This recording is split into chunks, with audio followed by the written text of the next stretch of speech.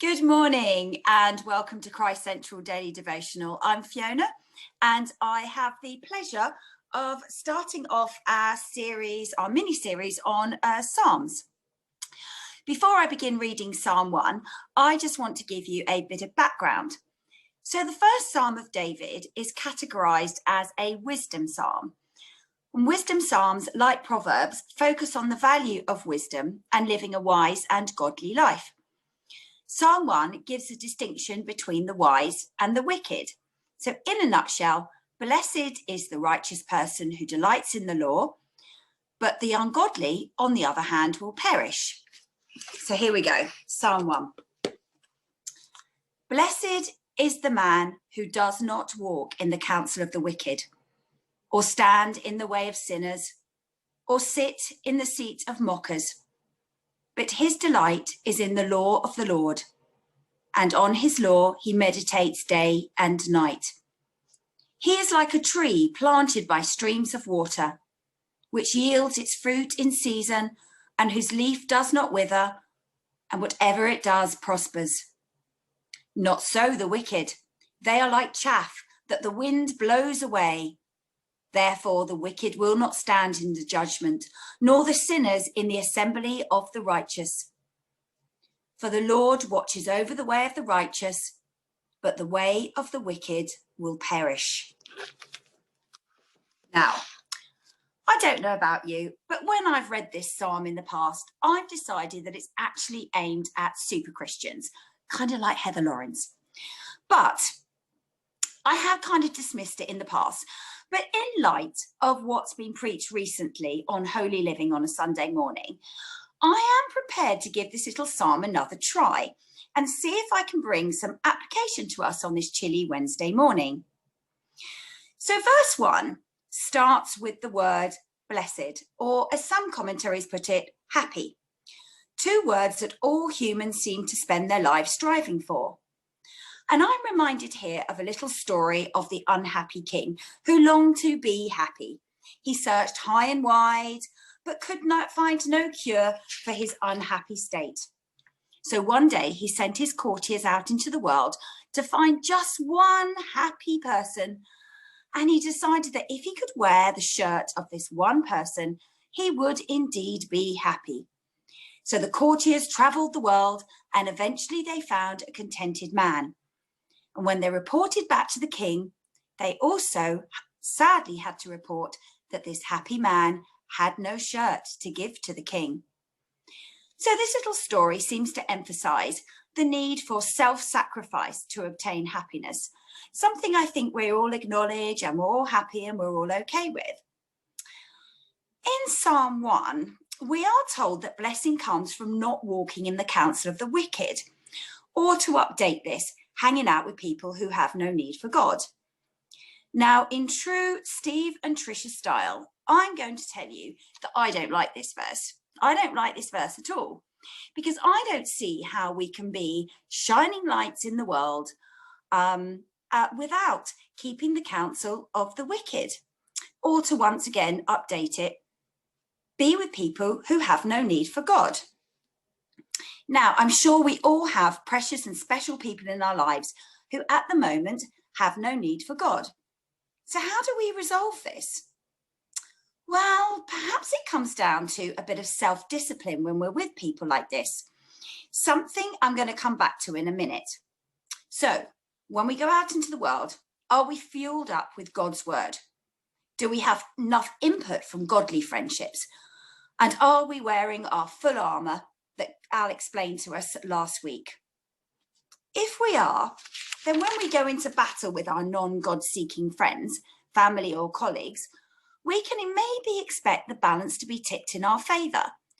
An example of this might be that people who start using blasphemous language might curb it a little bit. Rather than us being brought down, they might be brought up. So in verse 2, we're told we will find happiness and joy in obeying the law of the Lord. I'm not going to lie, I find this one hard too. How is it possible to always obey the law of the Lord? Well, let's go back to the word discipline. I think this plays a key part. And our dear friend Ken once said that the Christian life is sometimes just down to a bit of discipline. Who doesn't find cleaning the bathroom more exciting than the prospect of a Bible study? We all procrastinate and find excuses.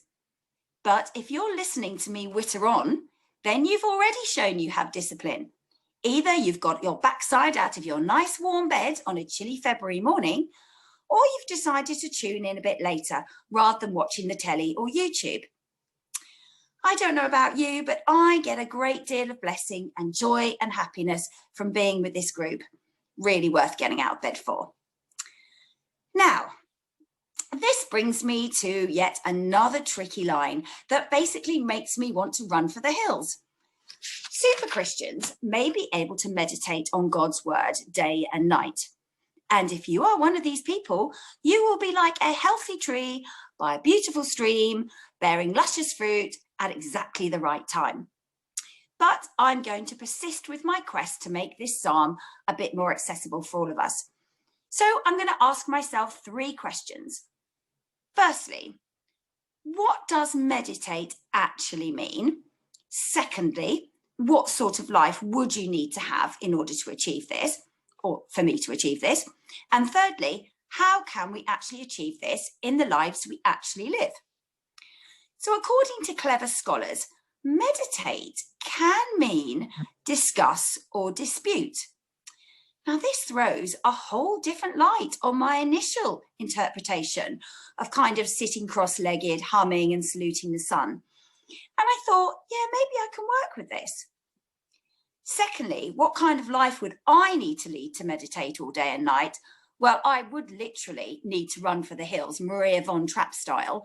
But even then, I'd be like poor Maria and fail at being a postulant nun and get completely distracted by the hills and start singing. So this leaves me with our own lives. So I was thinking about careers, jobs that we might have.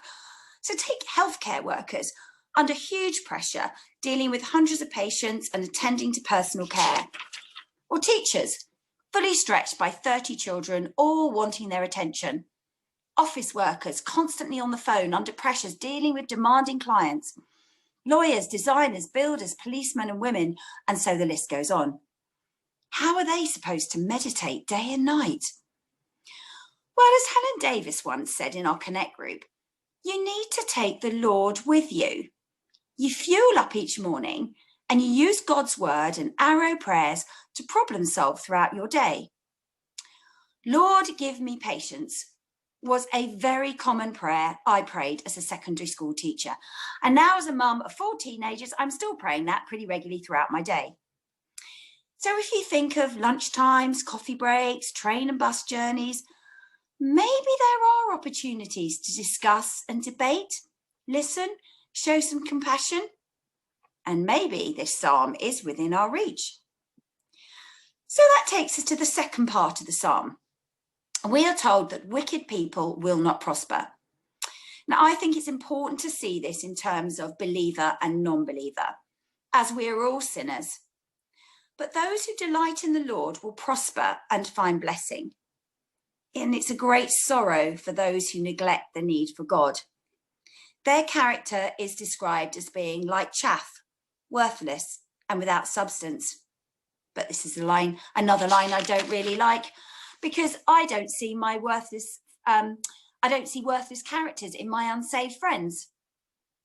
But I do see and I do understand this verse in relation to happiness.